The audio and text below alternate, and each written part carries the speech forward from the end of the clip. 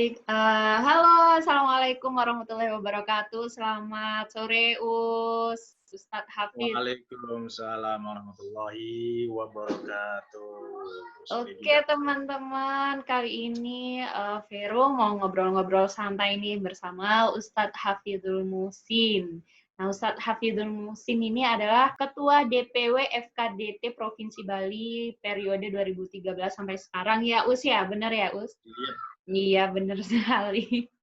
Ya, terima kasih Ustadz Hafid sudah meluangkan waktunya untuk ngobrol-ngobrol santai di tengah pandemi COVID-19 ini dan telah mendukung proker KKN DR 2020 IAIN Jember bersama saya Veronica Oktavina. Baiklah Ustadz Hafid, langsung aja nih. Kita dari KKN DR ini kita kebagian dari 4 proker utama, yang mana salah satunya kita mengambil moderasi beragama.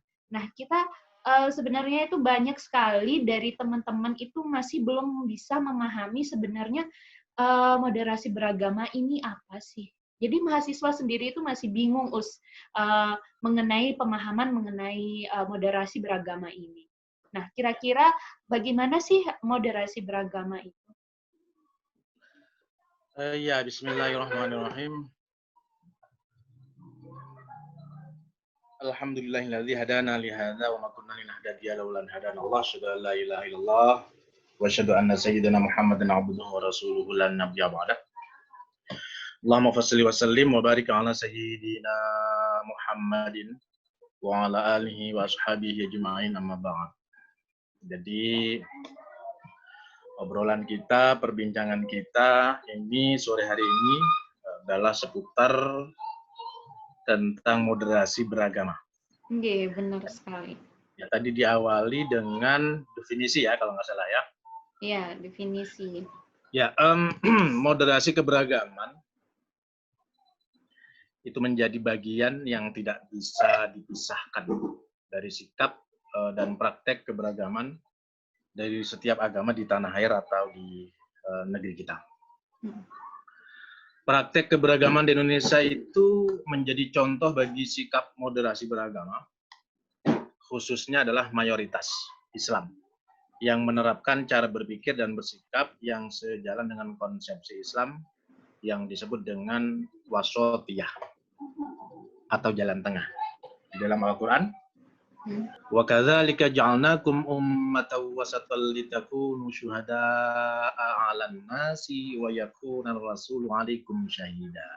Disinilah muncul kata wasat yang artinya pertengahan.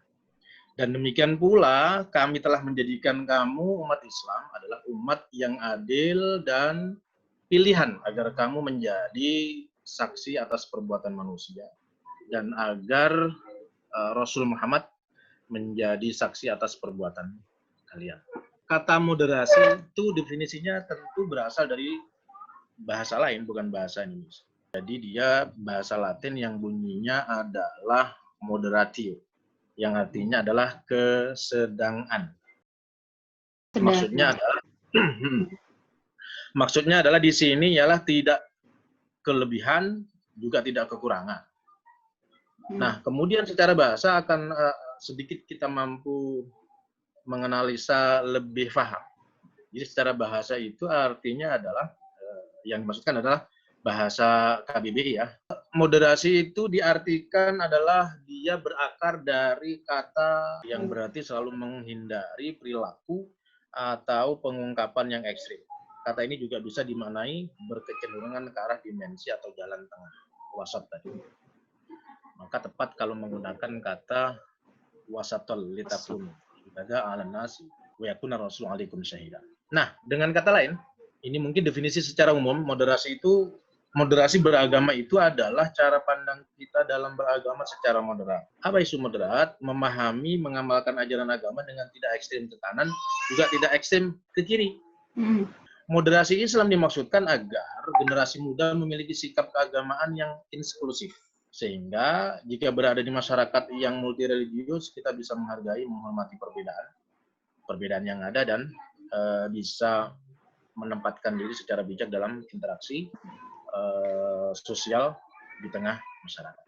Oke, berarti moderasi itu jalan tengah ya, Us ya, kalau kita Ya, pahami secara jalan singkat, tengah.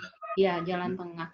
Kemudian kalau kita gambarkan dari contoh realita itu seperti apa sih yang namanya moderat itu, Us? Contohnya adalah ketika non-Muslim, gitu, non-Muslim itu dibahasakan oleh sebagian dari kita dengan menyebutnya kata kafir. Wow, mereka sangat sensitif. Sebagian mereka sensitif, nggak mau disebut kafir. Karena mereka mengetahui arti definisi kafir itu tidak bertuhan, menyekutukan. Kami bertuhan, kami punya Tuhan. Ngapain Anda mengatakan saya kafir kan gitu? Akhirnya kan dicarikan jalan tengah. Bahwasannya kata kafir itu ya memang adalah istilah bahasa punya kita Islam dan sah-sah saja sebenarnya mengatakan demikian. Namun mengingat masyarakat sekarang ini tidak sama dengan masyarakat yang dahulu, tingkat sensitifnya itu luar biasa mendalam ya, maka akhirnya disiasati atau dibijaksanai dengan kata non Muslim. Mereka lebih adem tuh, mereka lebih nyaman dan lebih bisa menerima. Kemudian contoh-contoh yang lain adalah bagaimana cara hidup toleransi, terutama di tempat kita ini di Iya, Bali. benar, di Bali. Yang luar biasa banget nih, yang selama ini kita sudah hidup berdampingan, seiring sejalan, gitu. Kalau dalam urusan-urusan kegiatan sosial kita, insya Allah sampai sejauh ini nggak ada masalah. Pancasilaisnya, nasionalismenya, toleransinya, tasamuhnya di sini sudah berjalan dengan baik. Kira-kira itu contoh, walaupun banyak contoh yang lain. Kemudian kalau kita lihat dari sudut pandang agama Islam itu sebenarnya yang dimaksud moderasi beragama ini seperti apa sih, Us, yang dianjurkan oleh agama Islam? Kita boleh bersikap moderat itu apakah ada batas-batasannya ataukah ada ketentuannya untuk bersikap moderat antara beragama misalnya terhadap dari Islam terhadap orang Nasrani, kemudian dari Nasrani dan sebaliknya, itu apakah ada batasan-batasan tertentu yang ditetapkan dari agama Islam sendiri? Ya, moderasi beragama bukanlah mengurangi nilai-nilai keagamaan mereka, justru malah memperkaya pemahaman masyarakat kita yang majemuk ini dengan keragamannya. Itu yang perlu kita ketahui dulu. Ada 2 poin penting ketika kita melihat moderasi Islam. Pertama, senantiasa adil, yakni memposisikan diri ke ke tengah, tidak condong ke salah satu sisi. Artinya pertengahan tadi. Nah, dalam konteks beragama, seseorang harus adil melihat berbagai sudut pandang. Asalkan masih dalam koridor moderat. Jika mengarah ke sudut pandang ekstrim, maka itu tak bisa ditoleransi lagi. Nah, yang poin kedua, bahwa keseimbangan, ya, keseimbangan itu banyak kalangan yang mencoba untuk menafsirkan ajaran agama supaya bisa menjadi pedoman atau petunjuk kehidupan manusia. Akan tetapi, keterbatasan manusia menyebabkan upaya penafsiran tersebut tidak sempurna, sehingga muncul sudut pandang berbeda dalam menafsirkan agama. Dalam konteks kehidupan berbangsa, moderasi beragama sangat-sangat erat terkait dengan menjaga kebersamaan dengan memiliki sikap tenggang rasa. Hal itu agar kita punya kefahaman agama yang berkembang, tidak bertentangan dengan nilai-nilai kebangsaan. Alhasil, moderasi beragama yang seperti ditanyakan Vero tadi, yang seperti apa? Tentu moderasi beragama yang dimaksudkan di tanah air di negeri kita adalah moderasi beragama yang masih tetap menjaga, gitu, yang tetap masih menjaga nilai-nilai agama, nilai-nilai pokok dasar agama, gitu, tetapi tidak menyentuh ke dalam persoalan-persoalan yang membuat sensitif. Contohnya itu seperti apa? Artinya kita harus mampu hidup di tanah air yang punya beragam suku budaya, agama, dan seterusnya, ya, apalagi kita sebagai mayoritas Islam, maka kita harus mampu memahami bahkan mengayomi keberadaan agama-agama lain. Dengan kata lain, yang lebih ringkasnya adalah bahwa kita harus mengarah kepada yang namanya toleransi di dalam beragama bermasyarakat. Jadi itu. Kalau tadi Us menyatakan sikap ekstrim yang dimaksud itu seperti apa sih, Us? Ya,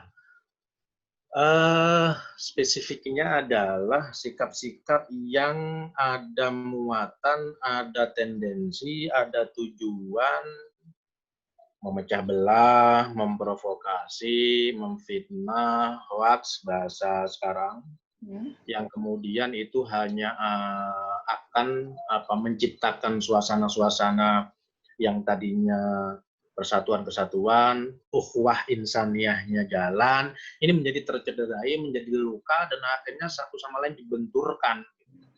Satu sama lain dibenturkan, sehingga kemudian dari itu saling curiga, ada Saling sangka-sangka, menyalahkan seperti itu ya, Us ya. Iya, ada suudzon yang berlebihan.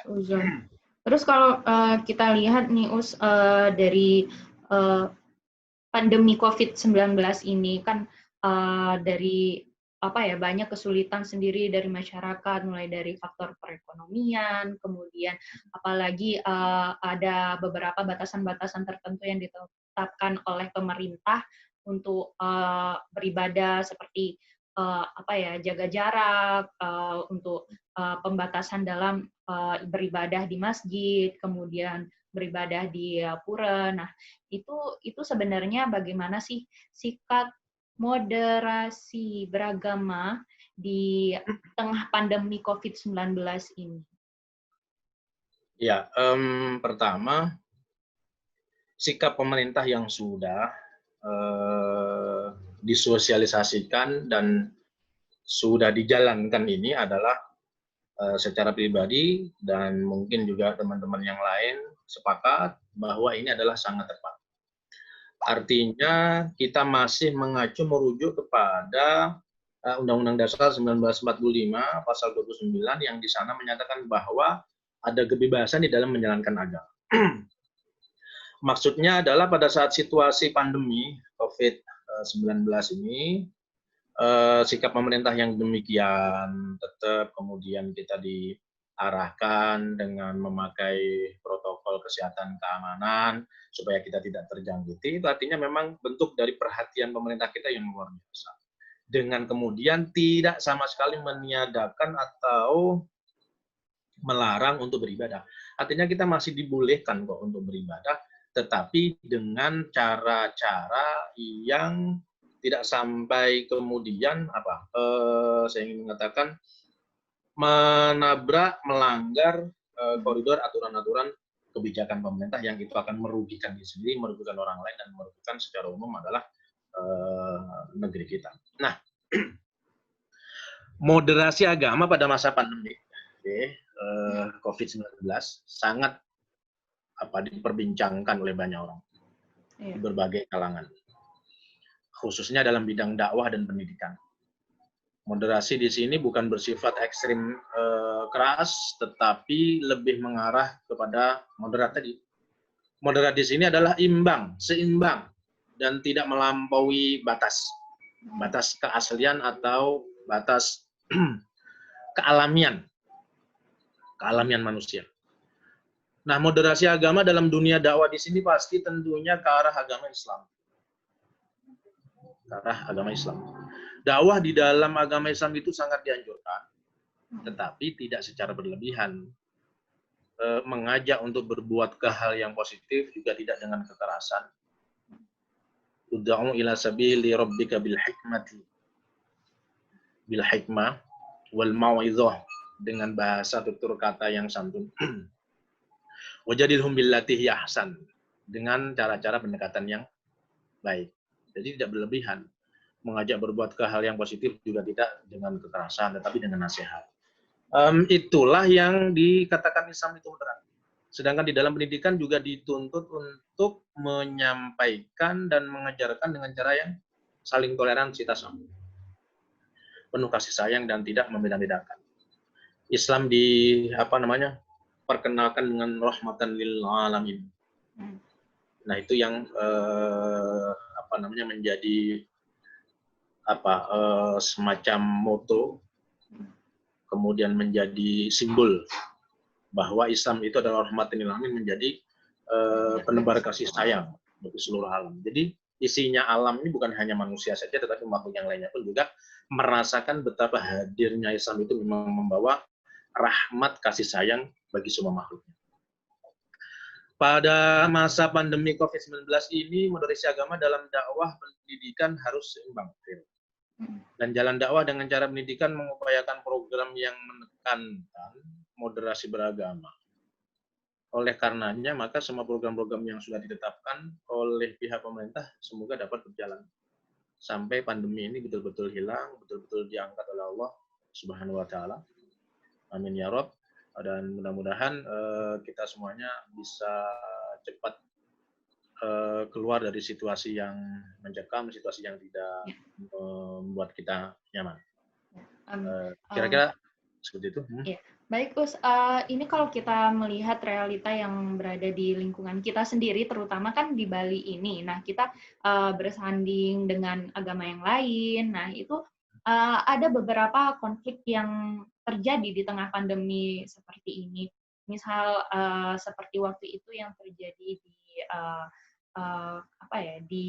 di Kampung Jawa, langsung saja di Kampung Jawa itu mengadakan ketika malam takbir waktu itu rame-rame, rame-rame. Nah itu kemudian ada beberapa masyarakat sekitar itu yang menyalahkan, kemudian tidak terima oleh tradisi seperti itu yang rame-rame, berbondong-bondong. Nah itu bagaimana kita sebagai seorang Muslim yang harus menerapkan sikap moderasi beragama ini dalam hal permasalahan yang seperti itu di tengah pandemi. Itu bagaimana, Us? Seharusnya kita menyikapi. Saya juga mendengar dan kebetulan mengikuti yang insiden yang pernah terjadi di malam takbir di Kampung Jawa. Masalah itu sesungguhnya sudah selesai, sudah finish, clear. Dari pihak umat Islamnya itu meminta maaf karena mereka rata-rata yang melakukan takbiran itu ternyata bukan para dewasa, tetapi anak-anak. Nah, oleh karenanya anak-anak inilah yang kemudian menjadi permakluman semuanya. Karena yang mendengar dari jauh-jauh kan dikira ekstrim sekali, itu kok nggak bisa menghormati yang lainnya, situasi pandemi dan seterusnya. Komentar-komentar itu ya komentar-komentar yang miring. Tetapi setelah di cross check, setelah didatangi seperti apa permasalahannya, oh ternyata anak-anak yang menyangka bahwa malam takbiran itu hal yang biasa, tapi kemudian ada beberapa oknum gitu yang tanpa basa-basi, tanpa ada izin dan sebagainya, kemudian memancing kekisruhan dengan melemparkan petasan dan sebagainya, akhirnya juga ada yang ribut-ribut tuh. Nah, saya tidak lanjut yang di bagian itu, tapi sesungguhnya apa yang sudah terjadi itu menjadi viral, menjadi perbincangan dari semua kalangan, dan intinya mereka menyalahkan. Dan setelah diklarifikasi, kemudian Bapak Gubernur juga menyampaikan, oh nggak ada masalah, itu namanya anak-anak, mereka menyangka bahwa itu hal yang biasa, jadi patutlah kita permaklumkan, dan mereka pun juga sudah langsung minta maaf saat itu. Karena ternyata kelompok-kelompok yang keras tidak bisa menerima, itu adalah kelompok-kelompok yang merasa bahwa mereka dipilih kasih gitu ya. Mereka pernah melakukan seperti itu, tapi kok langsung diproses kan begitu. Akhirnya alhamdulillah clear sudah, dua-duanya sudah saling memahami dan berjanji tidak akan melakukan mengulang seperti itu lagi, dan pemerintah kita dalam hal ini pemerintah daerah Bali itu menurut saya alhamdulillah bijaksana dan alhamdulillah tidak ditunggangi oleh oknum-oknum yang punya kepentingan. Itu artinya bahwa kita cepat merespon dan toleransi yang sudah jalan gitu, sikap saling menghormati di sini, menjaga satu sama lain, menyambut budayanya, ukhuwah insaniyahnya di sini memang sudah jalan. Jadi hal-hal yang seperti itu cepat diselesaikan. Nah, oleh karenanya maka, ya gimana? Kalau kita menyikapinya itu seperti apa sih, Us? Kalau kita sebagai umat Muslim itu ketika ada konflik seperti itu antar agama, kita tuh sebagai Muslim itu kita bermoderasi beragamanya itu seperti apa sih? Ya, pertama sikap yang tadi jelas menurut pandangan kita pun juga salah. Tetapi karena pelakunya itu adalah anak-anak, ya maka kita perlu briefing, melakukan pembinaan-pembinaan supaya mereka punya kefahaman bagaimana cara bertoleransi, bagaimana cara hidup berdampingan dengan non-muslim atau dengan agama yang lain. Itu kita perlu. Jadi kita perlu tarbiyah pendidikan kepada mereka-mereka yang masih belum paham, masih belum tahu.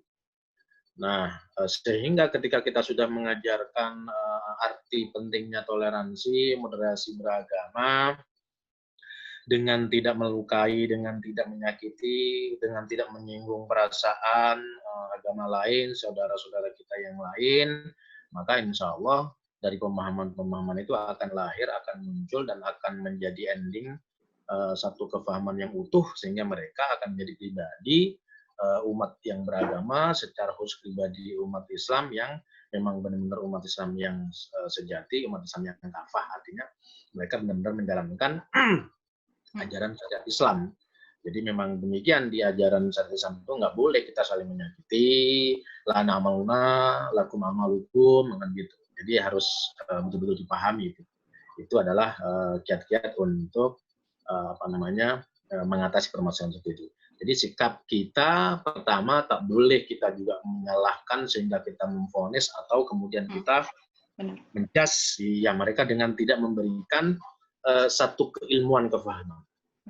Berarti kita harus melakukan cross check terlebih dahulu terhadap isu yang timbul itu, kemudian kita melakukan pendidikan terhadap orang-orang yang terlibat di dalamnya, seperti itu ya, Ustaz? Iya, cross check, tabayun dulu seperti apa kronologisnya, kemudian baru kita bisa mengambil langkah-langkah konkret dan langkah positif untuk mendamaikan, untuk islah. Gitu. Jadi gambarannya seperti itu ya, Us, ya, untuk moderasi beragama di tengah pandemi COVID-19. Alhamdulillah. Dari sekian pembahasan, mungkin kita hanya membahas sedikit, namun kita langsung ke poin-poinnya aja, yaitu moderasi beragama di tengah pandemi COVID-19 dan disertai dengan isu-isu yang telah terjadi di tengah pandemi COVID-19 ini dan bagaimana tanggapan masyarakat, pemerintah menanggulangi isu-isu yang terjadi pada saat itu. Oke. Terima kasih banyak, Us, sudah meluangkan waktunya. Terima kasih banyak sudah mendukung KKN dari rumah tahun 2020 IAIN Jember. Semoga ini menjadi wadah intelektualitas dari mahasiswa IAIN Jember dan sekitarnya. Terima kasih, ya, Us. Alhamdulillahirrahmanirrahim. Baiklah, teman-teman, mungkin sekian diskusi online. Kita bincang-bincang santai di sore-sore, namun bisa kita share nanti melalui Instagram, Facebook, kemudian YouTube, dan lain sebagainya. Untuk teman-teman bisa request melalui kolom komentar atau langsung chat melalui DM atau Messenger. Oke. Terima kasih, Us. Terima kasih banyak. Alhamdulillah. Assalamualaikum warahmatullahi wabarakatuh. Waalaikumsalam warahmatullahi wabarakatuh.